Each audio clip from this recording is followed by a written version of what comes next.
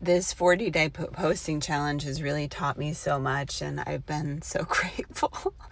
So grateful for it, and just like annoyed and stretched and like happy and like all the things. And I just wanted to share a couple of reflections that have just come through as I've been driving, which is that what I know for sure is like most people actually don't show up. Like they're not showing up online. They're consumers of content, but they're not creators, and they're not producers, right, of output. They're much more of the consumption, the input. And these people are probably the majority of people in the world. I'm not going to use the word probably, they are. And they're just interesting people. You know, they either have opinions about everybody else, and they make judgments about everybody else who's posting, whether that's tearing them down or criticizing them, or, you know, talking shit in their mind about them, or they put people on pedestals and the whole thing. But these are people that probably would never actually show up themselves online and share and stretch like that. So I think that's kind of lame. It's fine. I mean, not everybody has to be out there, you know, but you know what I'm talking about. So that's an interesting type of person. And then like, I just have to be honest with you, because what I do, like as a Virgo, if I dish out like the heat, if I dish out criticism, like you better believe like the type of person I am, I'm always going to check myself to see if I could use this medicine. And the truth of it is, like when I sit with what I just told you, the answer is no, because I don't actually really consume content online. That's part of my issue with Instagram, is that I'm not a consumer of information. I don't really scroll. I don't really follow that many people. And it's never been really something where I've had to deal with that, like addiction.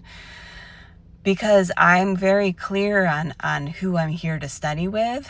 And at any given time, like right now, I have 2 main teachers that I'm working with, and their real work is not me consuming reels that they make. You know, in fact, these teachers don't even do that. The real work is actually working with them, right, in session and in the containers that they hold. It has nothing to do with me consuming some kind of social media fluff. So I'm not really a consumer of information in that way. So like I'm out here showing up every single day, and it's been a great stretch in so many ways. I'm grateful for Xavier for inviting me into this, but you know, it's made some things really clear to me about humans and the state of the world and the state of how most people are acting these days. So, you know, a lot of times with the people who come closer to my work, who are in my community, who I love, just the fact that they've stepped into something like the Visionaries, which is super low cost, it's like $33 a month, shows me that they're actually here for the real work. They're not just consuming. They're actually here to participate and show up and be involved. And that's huge, right? That's the first step in. And then the people who want to go deeper work with me, you know, one-on-one or in the small groups. And this is how it is like for me in terms of the people I choose to work with too. This is how we actually do the real work. It's not consuming stuff on social media. I'm not saying it's black or white and none of it has usefulness, but for the most part, I do think that people are trapped in this very superficial way of thinking they're doing the work. And they're just not. And it does make me feel worried for the state of humanity.